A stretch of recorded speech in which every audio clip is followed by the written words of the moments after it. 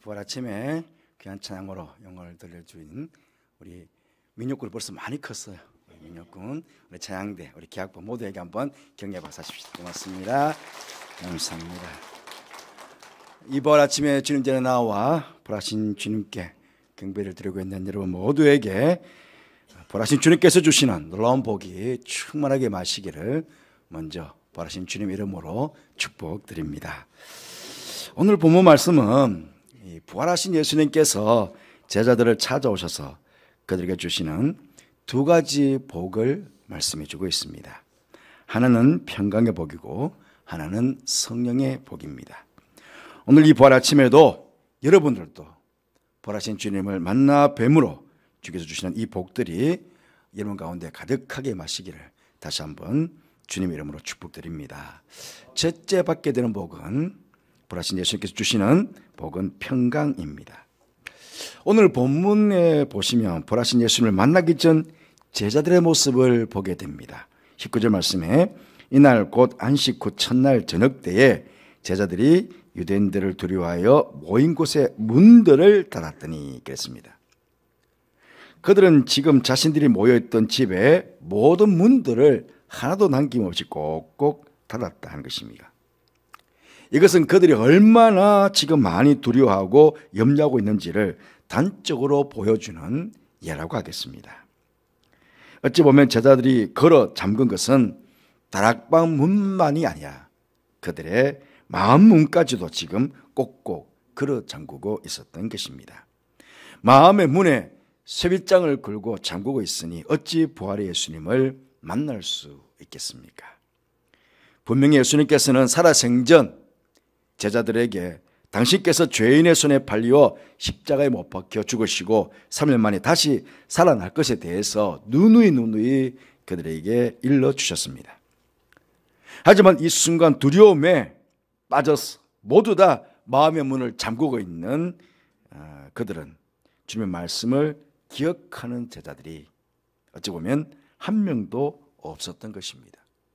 마음의 문을 꼭꼭 걸어 잠그고 있으니 어떻게 주의 말씀이 생각나고 기억이 나겠습니까? 심지어 부활하신 예수님을 만나 뵈었던 마리아가 와서 부활의 소식을 전해 주었음에도 불구하고 그들은 부활하신 예수님을 믿지 않고 있는 것입니다. 그때 예수님께서 저들을 찾아오셨습니다. 19절 말씀 다시 보시면 제자들이 유대인들을 두려워하여 모인 곳에 문들을 닫았더니 예수께서 오사 가운데에 서서 이르시되 그렇게 말씀합니다. 모든 문들을 닫아놓고 있었는데 예수님께서 문을 두드리신 것도 아니요 자신들이 열어준 것도 아니요 예수님께서 문을 부수시고 들어온 것도 아니신데 지금 그들 가운데 예수님이 서 계신 것입니다. 그러니 얼마나 놀랐겠습니까? 같은 상황을 누가복음 24장 30절 말씀 보니 그들이 놀라고 무서워하여 그 보는 것을 영으로 생각하는지라 그랬습니다. 예수님을 영으로 봤다? 쉽게 말씀드리면 귀신으로 본 것입니다. 그러자 오늘 본문 20절 말씀에서 예수께서 손과 옆구리를 보이시니 제자들이 주를 보고 기뻐하더라. 그렇게 우리에게 전해주고 있습니다. 하지만 여러분, 다른 한편으로 보면 제자들은 지금 체면이 말이 아닙니다. 주님을 뵙는 순간 제자들은 얼마나 부끄러웠겠습니까? 예수님의 말씀을 믿지도 못했고 저들은 스승만 남겨두고는 다 도망쳐 버리지 않았습니까? 연약한 여인들은 십자가를 지키고 서 있었는데 저들은 그렇게 지키지도 못하였고 아리마대 사람 요셉과 니고데모는 당당하게 빌라도에게 가서 예수님의 시체를 달라고 해서 장사를 치러드렸는데 제자들이라고 하면서 예수님의 장례에 얼굴조차 내밀지 못했으니 말입니다. 그런데 여러분 우리 주님을 한번 보십시오. 이 배신자들이라고 이 믿음이 연약한 자들이라고 호통이라도 치실 것 같은데 우리 주님께서는 저들을 책망하시기 위해 찾아오신 것이 아니었다 하는 것입니다. 불화하신 우리 주님께서는 끝없는 사랑과 용서를 안고 그들을 찾아오신 것입니다. 두려움과 불안에 떨고 있는 제자들에게 오늘 19절과 21절 두 절에 걸쳐서 너에게 평강이 있을저다 라고 평강의 복을 주신 것입니다. 여러분, 여기 예수님께서 반복해서 주시는 이 평강의 복은 단순히 어떤 형식적인 인사나 형식적인 어떤 위로가 아니었습니다. 우리 보통 그냥 만나면 안녕하십니까? 편하셨습니까? 그렇게 인사하지 않습니까? 그렇게 인사하듯이 그냥 그렇게 형식적인 위로나 인사가 아니었다는 것입니다. 예수님께서 십자가를 지시기 전에도 예수님께서는 제자들에게 두 번에 걸쳐서 이 평안을 주실 것, 이 평강을 주실 것을 약속해 주셨습니다. 첫 번째로는 보혜사 성령님을 보내주실 것을 약속하시면서 요한복음 14장 27절 말씀에 평안을 너에게 끼치노니 곧 나의 평안을 너에게 주노라. 내가 너에게 주는 것은 세상이 주는 것과 같지 아니하니라. 너희는 마음에 근심도 하지 말고 두려워하지도 말라. 그렇게 말씀하셨습니다.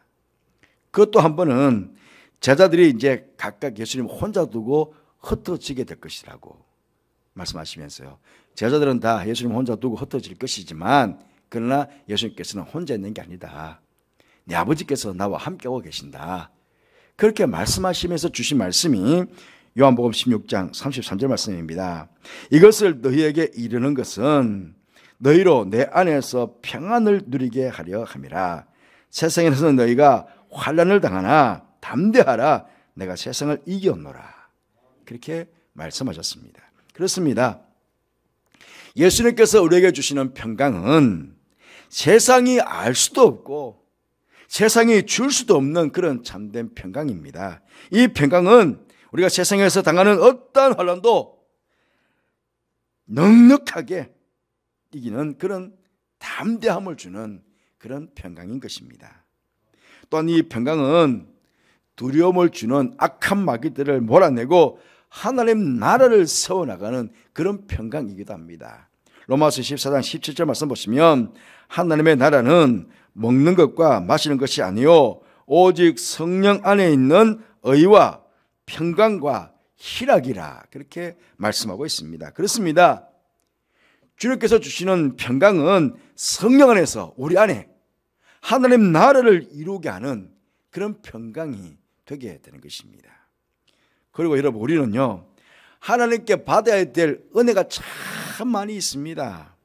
영적인 충만함, 어떤 정신적인 평안함, 육체적인 건강, 그리고 삶의 어떤 풍요로움, 이 모든 것들을 우리가 다 은혜로 받아야 되잖아요. 이 모든 것들이 충족되었을 때에 나타나는 이 은혜들의 결과가 뭐냐면 그게 바로 평강입니다. 그래서 은혜와 평강이 너에게 있을지어다 그렇게 말하고 있거든요. 하나님께서 주시는 모든 은혜로가 다 풍족하게 받게 되면 그 결과가 바로 평강이라는 것입니다.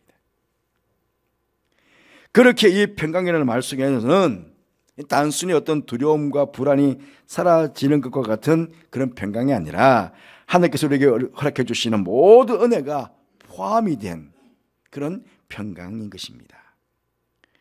그러기에 예수께서 주신 이 평강이 지금 누구 속에, 제자들 속에 들어가지 않습니까? 그러자 제자들 마음에 자리 잡고 있던 두려움과 공포는 사라지게 됩니다.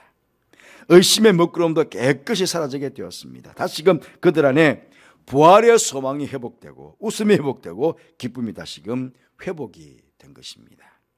그렇습니다. 부활하신 주님을 우리가 만나 뵈면 우리를 짓누르고 있는 모든 염려, 근심, 걱정, 두려움, 슬픔, 고통 이 모든 것들이 다 변하여 참된 기쁨과 즐거움과 감사가 되게 됩니다.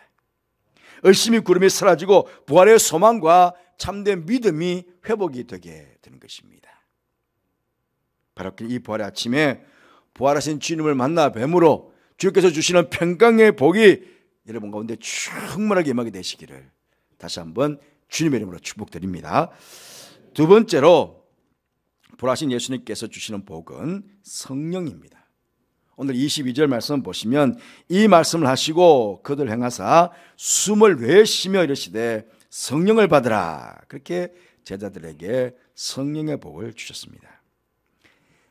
십자가 지시기 전에 제자들에게 평강의 복을 약속해 주셨던 것처럼 마찬가지로 성령을 저들에게 주실 것과 성령께서 오셔서 우리를 위해서 하실 사역에 대해서 제자들에게 말씀해 주셨어요. 여러 구절에 걸쳐서. 요한복음 14장 16절 말씀 보시면 내가 아버지께 구하겠으니 그가 또 다른 보혜사를 너에게 주사 영원토록 너희와 함께 있게 하리니 라고 보혜사 성령님을 보내주실 것을 약속해 주셨습니다. 이 성령께서 오셔서 우리를 위해서 어떤 일을 하실 건가, 그에 대해서도 여러 구절에 걸쳐서 말씀해 주셨습니다. 요한복음 14장 26절 말씀 보시면 보혜사 곧 아버지께서 내 이름으로 보내실 성령, 그가 너희에게 모든 것을 가르치고 내가 너에게 말한 모든 것을 생각나게 하리라.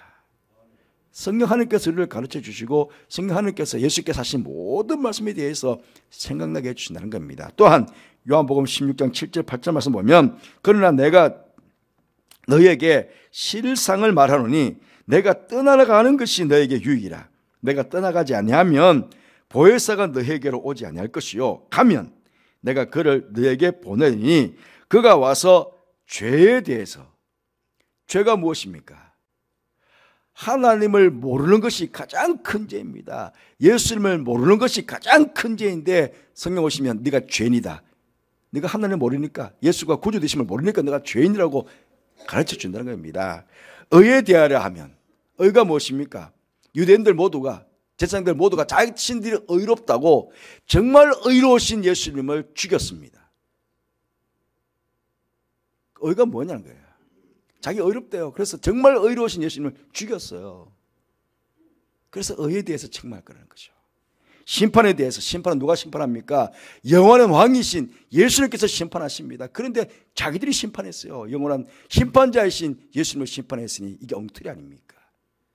그래서 죄에 대해서, 의에 대해서, 심판에 대해서 성령 오시면 너희들을 책망하게 될 것이다. 그렇게 말씀하셨습니다. 요한복음 16장 13절 말씀, 그러나 진리의 성령 오시면 그가 너희를 모든 진리 가운데로 인도하실 것이다. 그렇게 우리를 위해서 하실 사역에 대해서 말씀해 주셨습니다. 그리고 오늘 본문에서도 성령을 주신 이유를 말씀하시는데 앞쪽 21절에 나옵니다. 아버지께서 나를 보내신 것 같이 나도 너희를 보내노라. 이 말씀을 하시고 그들 행하사 숨을 내쉬며 이르시되 성령을 받으라. 그렇게 말씀하신 것입니다. 여러분, 이제 곧 제자들은 예수님으로부터 세상 가운데 보내심을 받아서 예수님의 뒤를 이어서 예수님과 같은 사역을 감당해야 할 사람들입니다. 죄악된 세상 가운데 복음으로 죄 용서를 선포해야 될 그러한 사명을 받게 됩니다. 그런데 그들은 지금 너무나 연약합니다. 저들이 가지고 있는 지식, 지혜, 경험, 그 무엇으로도 주님께서 허락하실 그 복음 전파의 사명을 온전히 감당할 수가 없었습니다. 그래서 성령의 능력이 저들에게 절대적으로 필요한 것을 아신 주님께서 저들에게 성령을 주신 것입니다. 여러분, 하나님께서요 첫사람 아담을 창조하실 때 창세기 2장 7절 말씀 보시면 여호와 하나님이 땅의 흙으로 사람을 지으시고 생기를 그 코에 불어 넣으시니 사람이 생명이 되니라 그랬습니다. 즉 코에 성령을 불어 넣으시니 그가 생명이 되었다 하는 것입니다. 그런데 지금 제자들에게 예수님께서 숨을 내쉬며 성령을 받으라 그렇게 말씀하셨습니다. 재창조가 이루어진 것입니다. 성령을 그들에게 불어 넣으심으로 이제 오합지졸이 아니라 세상에 감당치 못할 믿음의 사람들로 그렇게 재창조를 하고 계신 것입니다. 그리고 여러분, 이 보혜사 성령님께서 어떤 분이신지 잘 아시지요? 이 성령님께서는 우리가 복음으로 세상을 변화시키기 위해서 나아갈 때에 우리에게 힘을 주시는 분이십니다. 우리를 돕는 분이시고요, 우리를 인도하시는 분이십니다. 뿐만 아니라 우리를 보호하시는 분이시고 우리를 위로하시는 분이시고 우리에게 상담을 해주시는 분이시고 우리에게 친구가 되어주시는 분이십니다. 이 성령님께서 제자들과 또 오늘을 살아가는 우리들과 함께 하실 때 우리는 성령님과 함께 주님께서 우리에게 맡겨주시는 복음연차의 사명을 온전히 잘 감당할 수가 있는 것입니다. 사랑하는 성도 여러분, 하나님의 말씀인 진리를 바르게 알기를 원하십니까?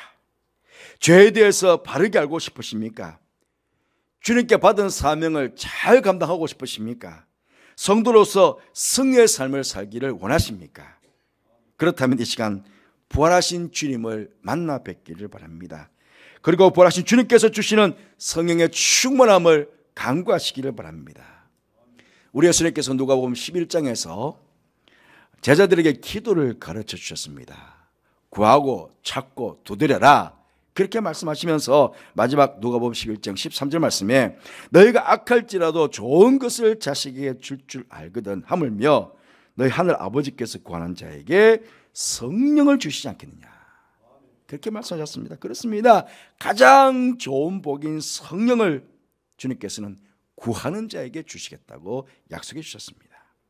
바로 이 부활 아침에 여러분 모두 우리 주님께 가장 귀한 복인 성령 충만함을 받으셔서 이 땅 가운데 복음 전파의 사명을 능력 있게 잘 감당하시는 저와 여러분이 되시기를 주님 이름으로 축원드립니다.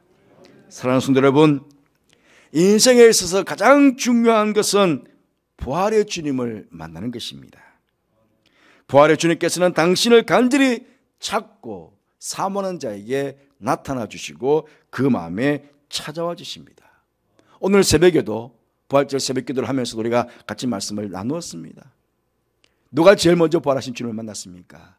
바로 부활의 주님을 사모해서 그 주님을 사랑해서 그 주님께 찾아왔던, 향품을 바르기 위해서 찾아왔던 마리아와 그 여인들이 제일 처음 부활하신 예수님을 만나 뵐 수 있었습니다. 성경에서는 또 이렇게 말씀합니다. 예레미야 29장 13절 말씀에 너희가 온 마음으로 나를 구하면 나를 찾을 것이요 나를 만나리라.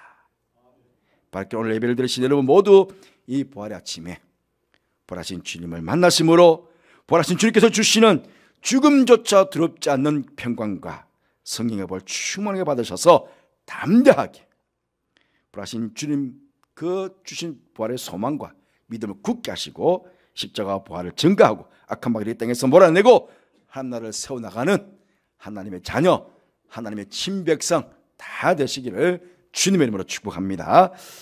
우리 한번 결단하며 하나님께 감사하며 기도하는 시간을 갖도록 하겠습니다.